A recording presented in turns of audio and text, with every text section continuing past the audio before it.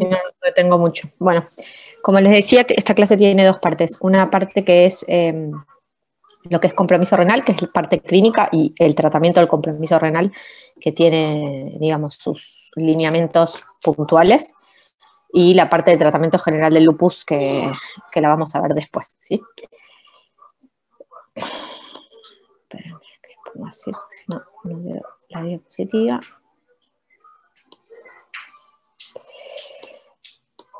Ahí va. Bueno. El compromiso renal del lupus es una de las manifestaciones clínicas, como habrán visto en la clase que tuvieron con Cecilia. Es una enfermedad que tiene manifestaciones muy heterogéneas o que pueden ser variadas de acuerdo al órgano blanco, ¿sí? Donde se dé el fenómeno de autoinmunidad, ¿sí?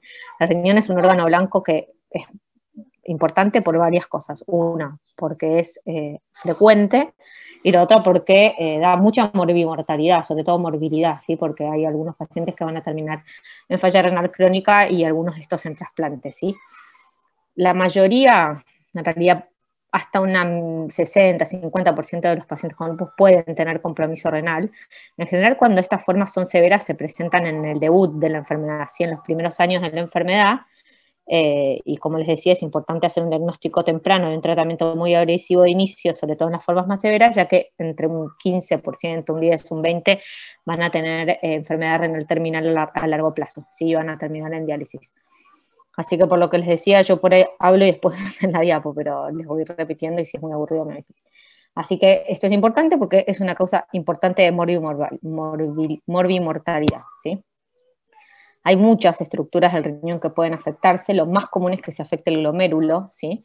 Pero se puede afectar el intersticio, se puede afectar la vasculatura renal también, así que eso hay que tenerlo en cuenta, y por eso es tan importante la biopsia renal para identificar dónde está el daño, ¿sí? Si bien, como les digo, importante, lo más frecuente es el daño glomerular, ¿sí? La glomerulonefritis por lupus. Otra cosa particular del compromiso renal es que, en general, no tiene demasiada manifestación clínica, ¿sí? Para que yo me dé cuenta que un paciente tiene compromiso renal por lupus en una consulta porque viene y me lo cuenta o porque lo reviso en el examen clínico, tiene que tener un compromiso bastante severo, ¿sí? En general la clínica es inicialmente oligosintomático, y en realidad lo que detectamos son alteraciones en el sedimento urinario, en general, si en el sedimento urinario o en la medición de proteínas en orina, que no da manifestaciones clínicas. Entonces es muy importante recordarlo para pedir orinas, pedir proteínas en orina y poder hacer la detección temprana y la biopsia temprana para hacer el diagnóstico, ¿sí? Principalmente ahora lo vamos a ver, pero lo que vamos a ver en el sedimento urinario son sedimentos urinarios que son inflamatorios, ¿sí? Que un sedimento urinario es inflamatorio quiere decir que tiene células que no deberían estar en la orina, como glóbulos rojos, glóbulos blancos, y además, si está alterada, que es lo que se altera generalmente, el filtrado de proteínas por el daño glomerular, vamos a encontrar proteínas en orina, ¿sí? Que hay de distintos grados de acuerdo al tipo de compromiso renal, que ahora lo vamos a ver, ¿sí? Creo que en la clase de manifestaciones clínicas vieron que nosotros usamos criterios clasificatorios para poder decir si un paciente tiene o no tiene lupus. Acá hay una pequeña aclaración que les queremos hacer, es que en realidad, para que ustedes se lleven, lo que vale es proteinuria. Pero nosotros antes, en los criterios más viejos, los del 97, que son los del Colegio Americano, tomábamos proteinuria como para contarlo como compromiso de lupus, como una proteinuria de 24 horas de 500 miligramos día, 0,5 gramos o 500 miligramos día, o la presencia de cilindros. Medir proteínas en 24 horas es un poco engorroso, no es algo demasiado complicado, pero es engorroso porque hay que juntar la orina de todo un día entero, y los pacientes a veces no les gusta mucho, es muy incómodo. Obviamente que si lo tenemos que hacer se hace, pero inicialmente como prueba de screening, sobre todo en los pacientes donde no tenemos sospecha, en los últimos años se empezó a usar otro test que acá está descrito como spot de proteinuria, o que es una proteinuria de orina espontánea, ¿sí? Que lo que mide es un cociente entre proteínas y creatinina en orina espontánea, o sea, una muestra única en un tarrito que llevan a la mañana, y eso tiene bastante buena correlación con la proteinuria en 24 horas. Entonces, inicialmente tal vez pedimos el spot, y si eso está alterado, vamos a dosar en 24 horas, Esto se los digo porque si ven los criterios nuevos, que son los del grupo de SLIC, van a ver que tener un spot de proteinúria alterado ya nos da, digamos, ya nos habilita a contar eso como compromiso renal por lupus, ¿sí? Eso igual ahora lo vamos a entender un poquito mejor. Bueno, ¿quiénes son los pacientes que van a tener más riesgo? A ver, todos los pacientes con lupus virtualmente van a tener riesgo de tener afectación renal, pero tienen más riesgo los que son hispánicos o afroamericanos. Esto se ve cuando se estudian grandes cohortes de lupus y se estudian qué pasa en cada raza, porque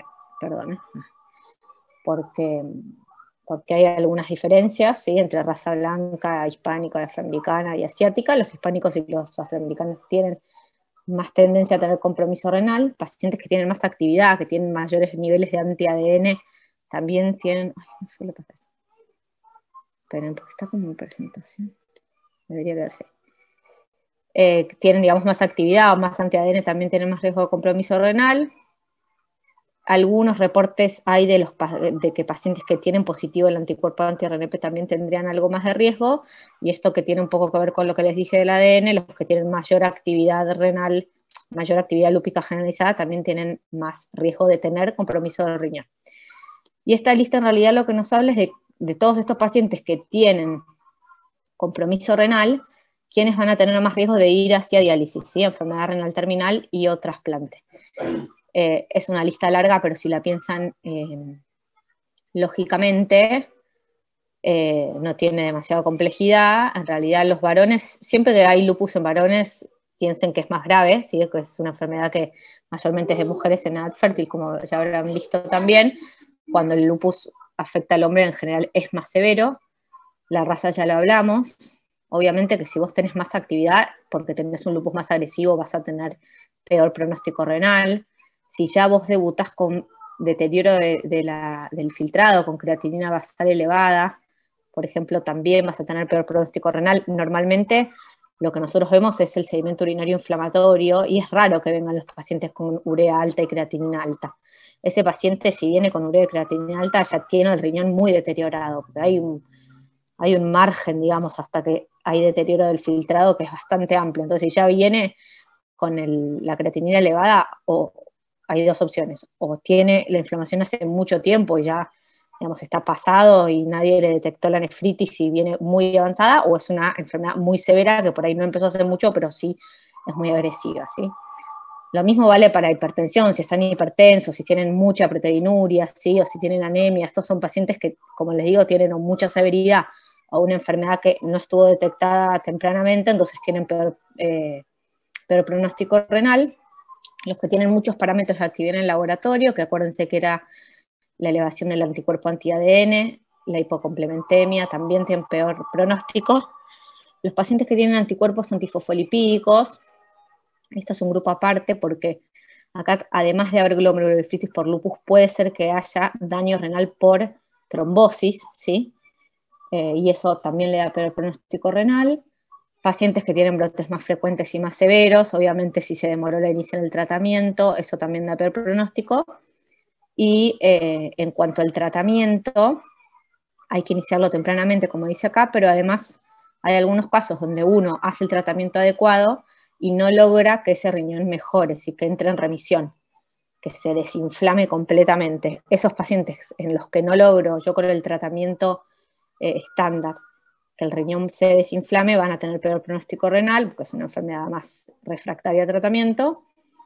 Y esto que es importante tal vez para nuestra población, los pacientes en general que tienen peor nivel socioeconómico y falta de ingreso de salud por un montón de cosas que vimos antes, van a tener peor pronóstico renal, ¿sí? Eso en cuanto a las características del paciente. Y en cuanto a las características de la biopsia, que vamos a ver un poquito más adelante, las biopsias que tienen semilunas, o sea, muchas semilunas, ¿sí?, que es daño glomerular, pacientes que además tienen afectado el intersticio, además del glomérulo, o que tienen mucha lesión, acá dice mayores índices de cronicidad de actividad, que ahora lo vamos a ver, pero eso es un score que cuantifica el tipo de lesión, tienen peor pronóstico. Y dentro de la clasificación de nefritis lúpica, que también ahora vamos a ver que se clasifican en distintos tipos, hay dos tipos que son las más severas, que son las que uno trata más agresivamente, que son las que tienen peor pronóstico renal, que son las glomerulonefritis de tipo 3 y de tipo 4, ¿sí? Esta diapositiva por ahí, si después al final de la clase la volvemos a ver, les va a cerrar un poquito más, porque, sobre todo por el tema de la biopsia. Entonces, para poder hablar de dónde está el daño y poder entender una biopsia renal, nosotros tenemos que saber bien cómo está formado el glomérulo, ¿sí? O volverlo a recordar. Este es un dibujo esquemático del glomérulo. Acuérdense que teníamos una arteriola aferente y una eferente, ¿sí? Y teníamos entonces las células mesangiales, donde está la arteriola está el endotelio del capilar, y al costadito están los podocitos, ¿sí? Y después está el espacio urinario, ¿está bien? Entonces, acá hay una imagen más ampliada, la célula mesangial, el endotelio del capilar, la célula endotelial del capilar, el capilar, y el podocito. ¿Sí? Acuérdense que el podocito se formaba como una membrana fenestrada, donde se formaba el filtrado de la orina, ¿sí? Entonces, no es lo mismo que esté afectado la célula endotelial capilar, que esté afectado el podocito o la célula mesangial, ¿sí? De acuerdo a dónde esté el daño autoinmune, digamos, dónde estén los inmunocomplejos depositados, vamos a tener distintos patrones de daño que nos van a dar distintas lesiones en la biopsia y que nos van a dar distintas manifestaciones clínicas, ¿sí? Bien. Entonces, ¿qué es lo que pasa acá? Se van a formar inmunocomplejos, distintos antígenos y anticuerpos que van a ir a la circulación y van a ir a depositarse en distintos lados, como les decía. Pueden depositarse en las células mesangiales, pueden depositarse de forma, digamos, pueden ser depósitos subendoteliales. Subendoteliales quiere decir que están debajo de la célula endotelial. Cuando digo endotelial es el endotelio del capilar, glomerular, o pueden ser depósitos subepiteliales. Esto quiere decir que están en el podocito, debajo del podocito, ¿sí? En la membrana basal del podocito. Si yo tengo el inmunocomplejo en mesangio o en la célula endotelial, ¿sí? Miren acá, célula endotelial, están viendo mi flecha, ¿no? Sí. Sí, se ve. Célula mesangial, sí. Célula endotelial, acá está el capilar, acá está la circulación, ¿sí? Esto tiene íntimo contacto con la circulación glomerular. Si yo tengo el daño en el podocito ya está por afuera, ¿sí? Entonces, cuando los depósitos están en estas dos zonas, tienen acceso, como les decía, al espacio vascular, ¿sí?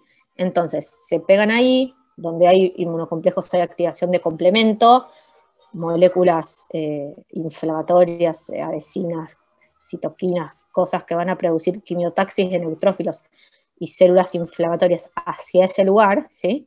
Porque está ahí el capilar, o sea que puede haber mucho flujo celular, y esto histológicamente lo que nos va a dar son las formas proliferativas, ¿sí? Mesangiales o las que son subendoteliales, y tienen, digamos, mucha célula ahí en la biopsia porque tenía acceso al capilar, ¿sí? A la circulación. Estas formas proliferativas son las que clínicamente nos van a dar sedimentos urinarios con glóbulo rojo, mucho glóbulo blanco, y no tanta proteinuria. Si bien dan proteinuria, no dan proteinuria muy cuantiosa, ¿sí? En cambio, cuando el depósito está abajo de la membrana del podocito, pueden activar el complemento, pero es más difícil que haya flujo de leucocitos hacia ese lugar, ¿sí? Porque eso no está directamente en contacto con el capilar glomerular. Entonces acá en general el daño está limitado al podocito, ¿sí? Estas son las formas que llamamos en la biopsia membranosas, donde lo que está alterado es el podocito. Como yo les decía, el podocito tenía esas podocitos, digamos, que generaban como esa membrana fenestrada, que era lo que era como el colador del filtrado de orina. Entonces cuando el podocito está lastimado, lo que se hace, se altera mucho la membrana de filtración, y lo que dan clínicamente son formas con proteinurias en rango nefrótico, ¿sí? Bien. Esto un poco lo fuimos charlando, estas son definiciones, pues si no después no van a entender la clasificación, pero acuérdense entonces que hay distintos patrones según dónde esté el daño: mesangial cuando los complejos están en el mesangio, endotelial cuando están en la célula endotelial del capilar, y estas son las formas proliferativas, o sea, tienen un componente exudativo, hay células inflamatorias, destrucción de la célula endotelial y proliferación del capilar, ¿sí? Porque se destruye la pared del capilar. Estas son las formas que después en esa proliferación van a formar histológicamente lo que se llama la semiluna en el glomérulo, y estas son las formas que, estas formas son las más severas en general, y cuando el daño es muy severo puede ser que se afecte el endotelio, el mesangio, e incluso puede haber afectación también del podocito al mismo tiempo, ¿sí? Y cuando solo la afectación está debajo de la membrana del podocito, o sea, el patrón es epitelial, voy a ver los inmunocomplejos subepiteliales, o sea, no en abajo de la membrana del podocito, no en el endotelio, y estos son los patrones membranos. Sí, ahora lo vamos a ver. Clínicamente, cualquier nefritis lúpica, como les conté, van a dar, por un lado, pérdida de proteínas en orina y sedimento urinario inflamatorio, ¿sí? Para yo poder darme cuenta que un paciente tiene pérdidas urinarias de proteínas, tengo que saber cuál es la excreción normal de proteínas en orina, que es debajo de 150 miligramos, ¿sí? Hay otras cosas que alteran la excreción de proteínas, si el paciente es diabético, si es hipertenso, hay que tenerlo en cuenta.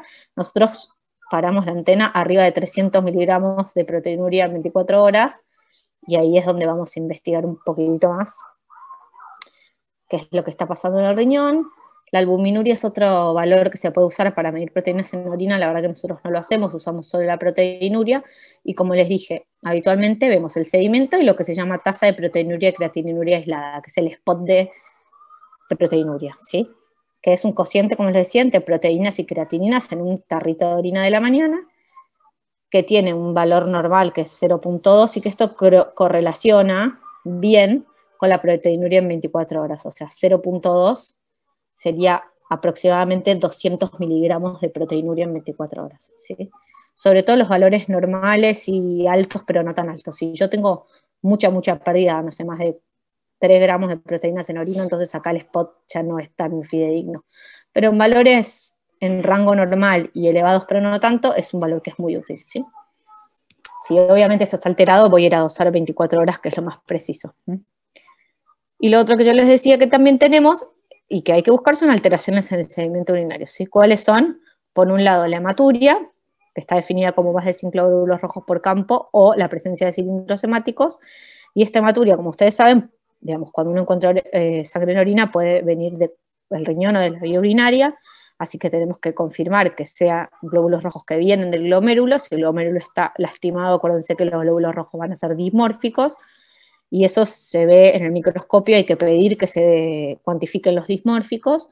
Si yo veo que hay más del 70% de glóbulos rojos dismórficos, esto indica que es hematuria que viene del glomérulo y no de otro lado, ¿sí? Y dentro de los dismórficos hay un tipo particular que son los acantocitos, que son muy sensibles y muy específicos para enfermedad glomerular. Sí, pero uno lo que pide en la práctica clínica es que el nefrólogo o el bioquímico que mira la orina me diga si tiene o no tiene glóbulos rojos dismórficos. Y lo otro que buscamos en el sedimento urinario es ver si tiene cilindros. ¿Cuáles cilindros estamos buscando? Ver si tiene cilindros hemáticos, que son los que nos hablan de la presencia de glóbulos rojos, cilindros que tienen cilindros que tienen glóbulos blancos, ¿sí? Hay algunos cilindros que son normales, ¿sí? Como los hialinos, pero si ya hay distintas cosas, como que haya pérdida, por ejemplo, de lípidos, que es lo que pasa en el síndrome nefrótico, puedo ver cilindros grasos, puedo ver cilindros granulares, ¿sí? Que son más inespecíficos, puedo ver cilindros con glóbulos rojos, puedo ver cilindros con glóbulos blancos, ¿sí? Eso también me habla de daño glomerular, y entonces ahí también voy a ir a biopsiar, ¿sí? Estas son fotitos, no importa. Y acá están los glóbulos rojos dismórficos. Entonces eso es lo que yo voy a detectar en la orina que yo le pido de rutina al paciente, ¿sí? Si el paciente viene con clínica, que como les dije no es frecuente, puede tener dos cosas, ¿sí? Esta definición es como en estado puro, por ahí no se presenta todo junto, pero ustedes esto lo deben saber. Acuérdense que la glomerulonefritis, de acuerdo a las cosas que en lo clínico, se puede dividir en síndromes nefríticos y síndromes nefróticos clínicamente. El síndrome nefrítico es el que tiene hematuria glomerular, ¿sí? Como hablamos ya, glóbulos rojos dismórficos, acantocitos y cilindros, tienen proteinuria, pero no en rango nefrótico. Estos tienen más tendencia a tener deterioro de la función renal e hipertensión, ¿sí? De las nefritis lúpicas, las que dan síndrome nefrítico son las tipo 3 y la tipo 4, ¿sí? Y el síndrome nefrótico era el paciente que venía con proteinuria en alto rango, más de 3 gramos define proteinuria en rango nefrótico. Acuérdense que en estos casos lo que estaba alterado era la membrana del digamos, era el podocito, con lo cual no se formaba esa filtración, no era adecuada, entonces además pierden proteínas y tienen hipoalbuminuria, pierden algunos lípidos, entonces tienen dislipemia, como tienen baja la presión oncótica plasmática, tienen edemas, tienen lipiduria, como ya les conté, y en esta pérdida que hay de proteínas, se pierden también factores de la coagulación, así que los síndromes nefróticos en general tienen tendencia a la trombosis porque son estados protrombóticos, ¿sí? Pero que yo me encuentro esto en la práctica clínica, como les dije, o es alguien que viene con una enfermedad muy agresiva de entrada, o es alguien que tiene mucho tiempo de evolución que no fue detectada oportunamente, ¿sí? En última instancia, el diagnóstico nos va a hacer la biopsia renal, ¿sí? Es la única forma que yo me puedo dar cuenta qué tipo de lesión glomerular o no glomerular que esté en otro lado tiene el paciente con lupus, ¿sí? ¿A quiénes vamos a biopsiar? A todos los que tengamos sospecha de nefritis lúpica, que son los que tienen proteinuria, los que tienen alteración de función renal, o los que tienen alterado el sedimento urinario. Pacientes que ya tenían diagnóstico, pero que tienen una recaída, que yo tengo una sospecha de recaída, se rebiopsian. Pacientes que tienen diagnóstico, están siendo tratados y que no responden al tratamiento, también se rebiopsian. Y en algunos casos, no es tan común, algunos nefrólogos sobre todo lo hacen, de control de tratamiento, una nueva biopsia para ver si eso mejoró o no mejoró, pero esto no es algo tan común. Lo importante de todo esto es que para yo ir a biopsiar un riñón no tiene que haber otra causa que explique esto. Por ejemplo, si yo tengo un sedimento urinario lleno de glóbulos blancos, primero le hago un neurocultivo, ¿sí? Porque por ahí lo que tiene ese paciente es una infección urinaria, ¿sí? O bueno, si además es diabético, qué sé yo, en realidad, y tiene proteinuria, eso lo vamos viendo. Puntualmente, lo que tengan en cuenta es descartar infección urinaria, eso es importante, y bueno, estar seguro de que no hay otra causa que me esté generando la alteración en el sedimento o en la excreción de proteínas en orina. Las biopsias son guiadas por ecografía, ¿sí? Como muestra acá la foto. Lo hacen generalmente, obviamente, personal entrenado, a veces lo hacen nefrólogos, a veces lo hacen imagenólogos. Es un procedimiento ambulatorio relativamente sencillo, que tiene como evento adverso, si quieren, más frecuente, hematomas del sitio de punción, que tampoco son tan frecuentes, pero es lo que hay que prestar atención. Y una vez que yo obtengo esa muestra, lo voy a mandar a patología a ver dos cosas fundamentales, que son la microscopía óptica y la inmunofluorescencia, y después en algunos casos, esto es más difícil de hacer, la microscopía electrónica. En general tenemos óptica y inmunofluorescencia, ¿sí?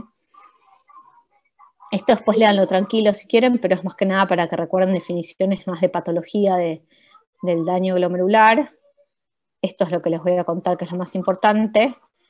Acuérdense que cuando nosotros decimos que la afectación es difusa, es porque hay más del 50% de los glomérulos que ve el patólogo en la biopsia afectados, ¿sí? Lo contrario a esto es que sea focal, que es menos del 50% de los glomérulos afectados, y cuando yo digo que algo es global o algo es segmentario, estoy hablando de un glomérulo, ¿sí? Y es global cuando se compromete más de la mitad de ese glomérulo, y es segmentario cuando la afectación es en menos de la mitad de ese glomérulo. Normalmente las formas difusas son globales y las focales son segmentarias, esto es más frecuente, pero pueden estar cruzados. Puede ser que yo tenga una forma difusa, muchos glomérulos afectados, pero afectados esos glomérulos de forma segmentaria, ¿sí? Después estas son definiciones en realidad de lo que van a leer en la biopsia, pero lo importante es que sepan esto. Y de todas esas lesiones que uno va a leer en la biopsia, que no es que las tienen que saber de memoria, lo que sí sepan es que hay algunas lesiones que nos hablan de que hay inflamación activa, y hay otras lesiones que nos hablan de que la afectación es crónica. Esto es importante porque si uno ve una biopsia que tiene mucha actividad, entonces uno quiere ser muy agresivo con el tratamiento inmunosupresor, ¿sí? Porque hay mucho para trabajar ahí, ¿sí? Porque hay inflamación activa. En cambio, si yo veo una biopsia que tiene toda cronicidad cicatriz, ¿sí? Semilunas fibrosas, adherencias fibrosas, esclerosis en los glomérulos, entonces no tiene sentido que yo sea muy agresivo en el tratamiento inmunosupresor porque estoy trabajando sobre un riñón que ya está esclerosado, ¿sí? Entonces esto le prestamos bastante atención en la biopsia. De hecho, los informes de las biopsias tienen un score, como les decía al principio, que me habla de cuánta actividad y cuánta cronicidad tiene la biopsia, ¿sí? Tal vez el paciente en la clínica se presenta de la misma forma, proteinuria, supongamos, nada más. Pero esa proteinuria puede ser porque el glomérulo estuvo inflamado y ahora está cicatrizado, o porque el glomérulo está inflamado ahora. Y el tratamiento de las dos cosas va a ser completamente distinto, ¿sí? Cuando lean en una biopsia, si algún día leen una biopsia renal de un paciente con lupus y ven hipercelularidad, cariorexis, necrosis, semilunas, asas de alambres, que son depósitos que se ven en la microscopía óptica, o trombos hialinos, esto habla de actividad, y cuando lean todas palabras que parecen cicatriz o fibrosis, son lesiones crónicas, ¿sí? Bueno, todo esto era para que puedan entender esta tabla que van a leer en los libros, que es aburrida, pero que si lo entienden lo pueden pensar lógicamente, que es cómo se clasifican las nefritis lúpicas, ¿sí? Se clasifican según la biopsia, que es lo que estuvimos hablando anteriormente, ¿sí? Vamos a ver una por una, así que esta tabla la voy a pasar, después la tienen como resumen, en 6 tipos, ¿sí? La tipo 1, esto que les quería decir, son 6 tipos, pero no son 6 tipos progresivos, ¿sí? No es que primero tenés la 1, si no se trata de tener la 2, si no pasas a la 3, a la 4, no. Son clases o tipos que son, diríamos que casi todas independientes una de la otra.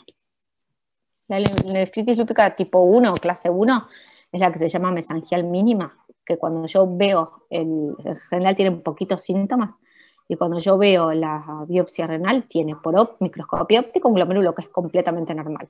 Lo único que tiene son poquitos depósitos aislados de inmunocomplejos en el mesangio, ¿sí? Esto es la inmunofluorescencia. Lo verde que brilla son los depósitos. Como les dije, la célula mesangial, ¿sí? Ven acá hay unos puntitos rojos, que es donde estarían los inmunocomplejos, ¿sí? La forma tipo 2 es la proliferativa mesangial. ¿Sí? Acá está afectada la célula mesangial, pero acá ya hay un poquito más de daño. Como les conté al principio, la célula mesangial está en íntimo contacto con el capilar glomerular, así que puede proliferar, ¿sí? Y entonces, cuando yo veo esto en la microscopía óptica sí tiene daño, tiene hipercelularidad mesangial, con aumento de la matriz mesangial y depósitos mesangiales, y cuando hago la inmunofluorescencia veo depósitos mesangiales, ¿sí? También. Tiene más daño e incluso puede haber algunos depósitos que están en el endotelio capilar, ¿sí? Pero es en esta zona siempre. La tipo 3 y la tipo 4, como les había dicho, son las formas más severas y las que tienen peor pronóstico hacia enfermedad renal terminal. Estas sí tienen relación una con la otra, ¿sí? En realidad son virtualmente lo mismo, solo que lo que cambia es si una focal, digamos, y otra es difusa, separan. Una focal y la otra es difusa, ¿sí? Acuérdense que focal y difusa me hablaba de qué porcentaje de glomérulos estaba afectados en la biopsia, ¿sí? Así que la lesión va a ser la misma, lo que va a cambiar es la cantidad de glomérulos que el patólogo vea que están afectados. La tipo 3 es la definida como focal, o sea, menos del 50% de los glomérulos afectados en la biopsia. Y en general, como les decía antes también, si la afectación es focal, en general también el daño es segmentario, ¿sí? O sea, tienen menos cantidad de cada glomérulo afectado y menos cantidad de glomérulos afectados en la biopsia total, ¿sí? Como yo les dije al principio, las formas proliferativas son donde hay proliferación endocapilar, así que acá va a haber mucha celularidad en la zona del endotelio capilar y en la zona mesangial, con engrosamiento de la membrana basal glomerular. Después puede haber un montón de otras lesiones de tipo activas, como necrosis, semilunas, ¿sí? Y en la microscopía óptica, entonces voy a ver todo esto, voy a ver sobre todo el aumento de celularidad, la proliferación, y en la microscopía electrónica, la IFI, voy a ver depósitos subendoteliales, ¿sí? Donde en menos del 50% de los glomérulos y en general en forma segmentaria, ¿sí? Esto es lo importante para ustedes, que sepan dónde, digamos, en qué lugar está la lesión y dónde se ven los inmunocomplejos, ¿sí? Después acá está un poco más detallado, pero acuérdense también, como les dije antes, que si bien el daño, uno puede decir, bueno, el daño estaba en la membrana basal del capilar, con lo cual es una forma proliferativa endocapilar con depósitos subendoteliales, a su vez yo tengo que poner o leer o darme cuenta si tiene lesiones de tipo activa, si tiene lesiones de tipo crónicas, o las dos cosas, para saber cómo encara el tratamiento, ¿sí? Así que esto también lo vamos a ver siempre en la biopsia, eso lo informa el patólogo, ¿sí? Acá si se fijan, estos glomérulos tienen muchos núcleos y mucha celularidad, y acá el depósito se ve en la membrana basal del endotelio, ¿sí? Nada, acá, endotelio capilar, membrana basal del endotelio capilar es donde está la inflamación, ¿sí? Si tengo una tipo 4, voy a tener algo parecido, solo que lo que voy a tener es una afectación de forma difusa, ¿sí? Lo mismo, inmunocomplejos subendoteliales, proliferación, pero con más del 50% de los glomérulos con lesiones, ¿sí? Y en general estas formas pueden ser globales o segmentarias, pero en general son globales, ¿sí? También puede haber lesiones activas o crónicas, eso nos lo va a decir el patólogo, si hay lesiones activas o crónicas, activas y crónicas bueno, o solo activas o solo crónicos, o las dos cosas, y cuando yo vea el informe de la inmunofluorescencia voy a ver que hay depósitos subendoteliales que están en el endotelio, ¿sí? Puede o no tener depósitos mesangiales, igual que la tipo 3. ¿Sí? O sea que en realidad es lo mismo, solo que está más del 50% del total de los glomérulos de la biopsia afectados, ¿sí? Esas son las más severas, tipo 3 y la tipo 4. La tipo 5 es la membranosa, es la que tenía depósitos subepiteliales, o sea, está afectado del podocito, ¿sí? Esta afectación puede ser global o puede ser segmentaria. Y es importante que, así como está afectado el podocito, hay en algunos casos que también está afectada la célula del endotelio capilar. En ese caso yo tengo dos tipos combinados. Tengo por ahí una tipo 4 más una tipo 5. Eso puede pasar, ¿sí? O puedo tener una tipo 5 pura, donde el endotelio del capilar no esté afectado y solo esté afectado el podocito, o puedo tener mezcla de las dos, ¿sí? Pero acuérdense que la tipo 5 es la membranosa, que el daño era subepitelial, o sea que estaba afectado el podocito, y importante de esto que se acuerden es que son las formas que daban mucha proteinuria, ¿sí? Fíjense acá, la inflamación está en el podocito. Y después la última, que es la tipo 6, que en realidad es la esclerosis avanzada, ¿sí? Estas son biopsias que el patólogo encuentra con esclerosis de todos los glomérulos, o además del 90% de los glomérulos, ¿sí? Y para yo poder decir que hay una tipo 6, o sea, una esclerosis avanzada, no tengo que encontrar ninguna lesión activa en la biopsia, ¿sí? Esto informa, o sea, uno clasifica la nefritis lúpica como una tipo 6 cuando todo lo que ve en la biopsia está cicatrizado, y estas son formas que ya no tienen vuelta atrás, ¿sí? Fíjense que acá son todos glomérulos que no sirven para nada, ¿sí? Es todo fibrosis, fibrosis, fibrosis. Eso en cuanto a la afectación del glomérulo, que como les dije es lo más frecuente, ¿sí? Es lo más frecuente. De hecho, las más frecuentes son la tipo 3 y la tipo 4, y también son estas. Volvemos a la tabla. Tipo 3 y tipo 4 es lo más frecuente cuando hay glomerulonefritis lúpica, y es lo más severo, y acuérdense que es lo que tiene peor pronóstico en cuanto a evolución a falla renal terminal, ¿sí? Así que ahora vamos a ver que el tratamiento de estas dos es muy agresivo. Una pregunta, doctora. ¿El Sí. tipo 3 y tipo 4 sería el más agresivo y el de peor pronóstico? Sí, totalmente. Y, Más, y o no sea, el tipo 3 no tanto, el tipo 4 sí. Porque mucho fíjense más que que es el medio 6. Sí, en realidad el 6 ya es un glomérulo que ya cicatrizó. Seguramente el 6 fue una tipo 4. Cuando yo encuentro un tipo 6, ese paciente ya tiene falla renal terminal seguramente. Ya no hay nada más Ah, para hacer. No va a ser más severo, o sea, ya no tiene riñón. Eh, listo, perfecto. ¿Sí? No Sí, tiene sí, riñón, o sea, gracias. no tiene glomérulos. En cambio, el tipo 3 es como una forma más leve de la tipo 4, si lo quieren pensar de esa manera. La tipo 4 es la más severa y es la que uno tiene que ir a tratar más agresivamente, para que no evolucione a falla renal terminal, que ahí sí la evolución es a la tipo 6. Lo que yo les quería decir cuando les decía que la tabla no era progresiva, era que un eje, primero tengo una tipo 4 y si no la trato tengo una tipo 5. La tipo 4 y la tipo 5 son dos cosas diferentes, ¿se entiende? La tipo Sí. 6 terminaría en diálisis, ¿no? Me Claro, imagino. diálisis o trasplante, sí, totalmente. No hay otra opción ahí. En algunos Pero casos no, uno intenta que se trasplanten. claro, lo que sí no habría tratamiento inmunosupresor para eso. Exacto. Claro, No tiene sentido porque es un glomérulo que, como ven, no tiene sí, células, ya está está. esclerosado. Yo le puedo dar quimioterapia, le puedo dar un caño y no va a volver atrás. Para yo poder decir tipo 6 no tengo que tener ninguna lesión activa. Otro tema es si yo tengo una tipo 4 que tiene lesiones activas y lesiones crónicas. Ahí por ahí tengo algunos glomérulos con esclerosis y otros con inflamación activa. Y bueno, ahí sí tal vez vale la pena hacer tratamiento inmunosupresor agresivo porque yo voy a tratar de conservar la función renal que esté remanente, ¿entiendes? Claro, sí, sí, clarísimo.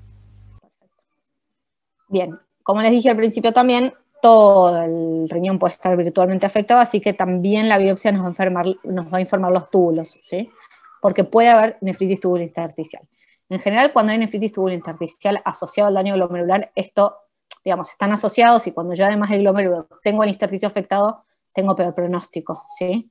Y estos son pacientes que tienen más hipertensión, más deterioro de la función renal y tienen cursos progresivos más rápidos, ¿sí?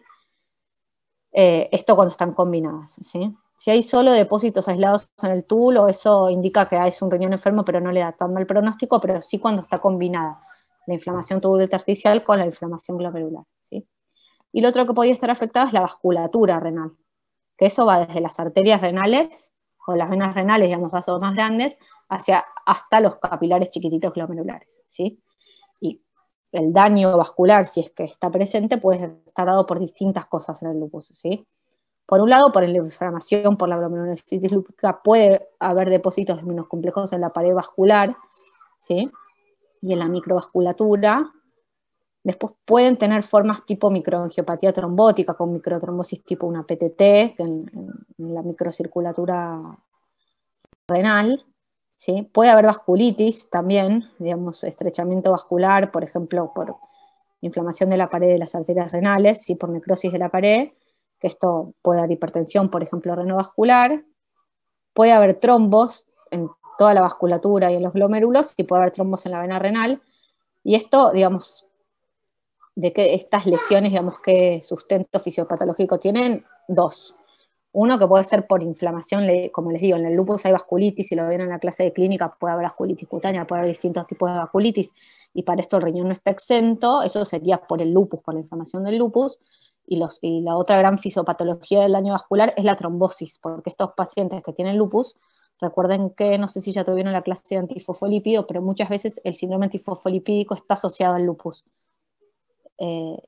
Es bastante frecuente, de hecho lo estudiamos en todos los pacientes con lupus, siempre les pedimos anticuerpos de antifosfolipídico, y si esto está asociado, ese paciente, además de tener lupus, va a tener mayor predisposición a trombosis, ¿sí? O sea que va a poder tener o trombos en la vena renal, o trombos en la arteria renal, o incluso trombos en la microvasculatura renal, ¿sí?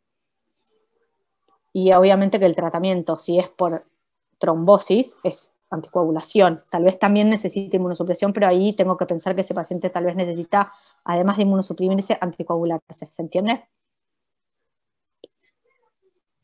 Y Sí. hasta ahí vamos con lo que es clínica y exámenes complementarios, ¿sí? ¿Se entendió algo hasta acá? Es muy complejo, pero quiero que lo puedan pensar, porque después si no van a leer el apunte y se van a aprender la tabla de memoria y en 5 minutos se la van a olvidar.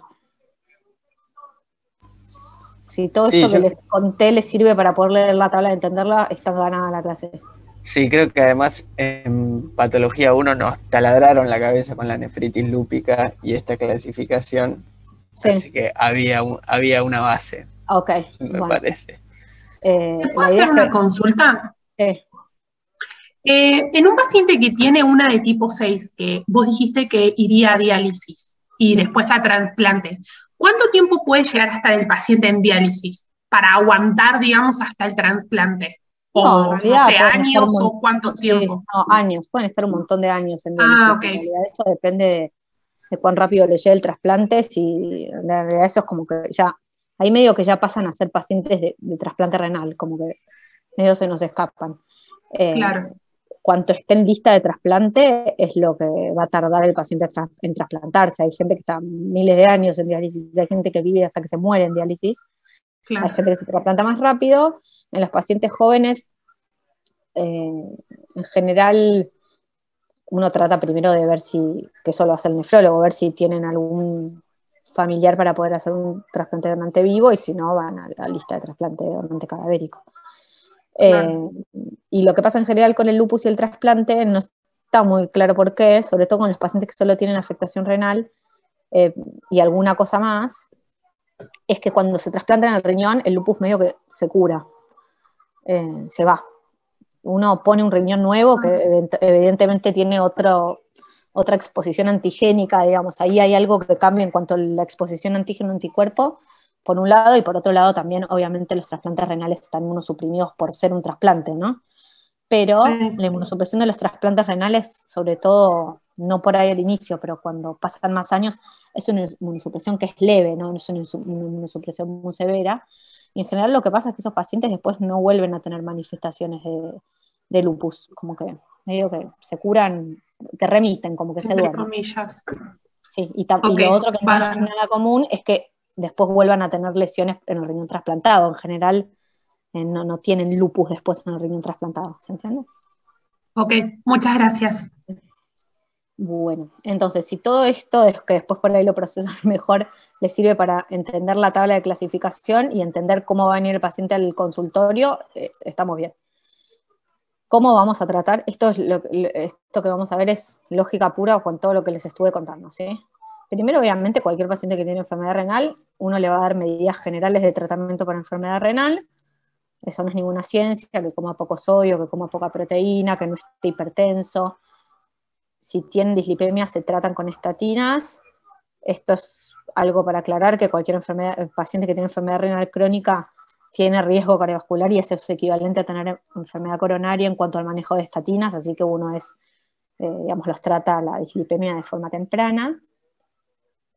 Después ahí hay como un signo de pregunta, vieron que las estatinas tienen como todos esos miles de, yo no soy especialista en estatinas, pero tenían todos esos efectos pleiotrópicos de las estatinas que eran inmunomoduladores y la placa y no sé qué. Acá también habría una pregunta sobre tal vez podrían incluso disminuir la progresión del daño renal, ¿sí?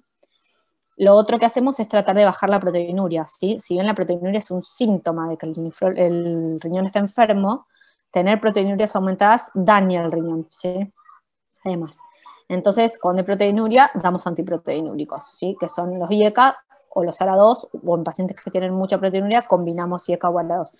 Esto lo hacemos en conjunto con nefro, no lo hacemos solos nosotros, ¿sí? Y todos los pacientes que tienen lupus, ahora lo vamos a ver en tratamiento, todos los que tienen nefritis también, necesitan como tratamiento la hidroxicloroquina, ¿sí? Que es la única droga que demostró el lupus disminuir la mortalidad y disminuir los brotes, ¿sí? En riñón es lo mismo. Así que es algo que es una contraindicación muy importante para hidroxicloroquina, todos los pacientes hidroxicloroquina. ¿Qué es lo que yo quiero lograr con el tratamiento? Además de cuidar el riñón, que es todo esto que yo les conté, yo quiero lograr que la inflamación que estaba en el riñón se vaya, o sea, que entre en remisión. Esto en la clínica, como lo veo, como un sedimento urinario que normaliza y que no es más inflamatorio, como una proteinuria que antes estaba alta y que ahora bajó, y si tuviera deterioro en la función renal, como una función renal que está deteriorada, que ahora pasó a ser una función renal normal. Ese es mi objetivo, ¿sí? Y el objetivo es que se llegue a remisión y que esa remisión sea sostenida en el tiempo, ¿sí? Para yo decir que alguien está en remisión, tengo que tener 6 meses de estabilidad clínica, ¿sí? A veces la remisión que se alcanza no es total, sino es parcial, pero el objetivo es la remisión total. Entonces, ¿cómo alcanzo este objetivo? Tengo 2 fases en el tratamiento, ¿sí? Esto un poco se lo robamos nosotros a los oncólogos. Es una fase muy agresiva de inicio, que se llama inducción, donde hay mucha inmunosupresión en un tiempo corto. El objetivo de la inducción es la remisión, ¿sí? Se llama inducción de la remisión.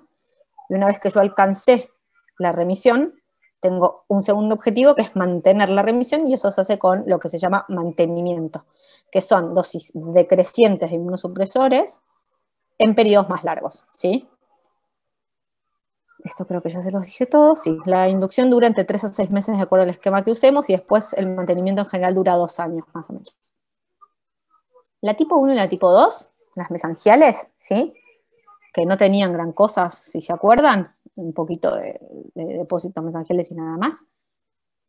Se tratan con las medidas generales que ya les conté, y a veces, sobre todo en la tipo 2, la tipo 1 solo medidas generales, la tipo 2 se pueden dar corticoides, pero no mucho más que eso, ¿sí? La tipo 6, como hablábamos antes, glomérulo esclerosado completamente, diálisis, trasplante renal, ¿sí? Así que eso es fácil. Así que nos van a quedar las 3 del medio. La 3 y la 4, que eran las proliferativas, y la 5, ¿sí? Que era la del podocito. La 3 y la 4 van a ser esquemas de inducción con inmunosupresores fuertes, como les dije, que cuáles son las que tienen evidencia en lupus, son la ciclofosfamida y el micofenolato, ¿sí? Esto por ahí está muy específico, no es tan importante que se lo sepan con dosis. Sepan que la ciclofosfamida se puede dar de 2 formas, una forma que es en 6 meses y una forma que es en 3 meses, que la diferencia es que a esta forma le doy un poco más, le doy 6 gramos totales y a esta forma le doy 3 gramos totales. Esto es importante, ahora lo vamos a ver un poquito en tratamiento, porque acuérdense que la mayoría de los pacientes con lupus son mujeres en edad fértil, ¿sí? Y las mujeres en edad fértil con nefritis, que yo le doy ciclofosfamida, les puede alterar la fertilidad. Así que no es menor intentar dar un poco menos de ciclofosfamida, ¿sí? Los europeos usan 3 gramos, los americanos usan 6 gramos.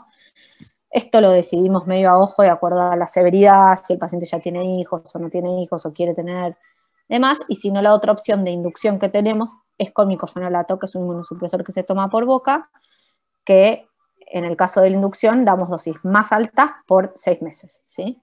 Todo esto se usa con corticoides, de acuerdo a la severidad. Inicialmente a veces se hacen pulsos, o si no se ponen dosis altas por boca. Dosis altas es 1 miligramo kilo,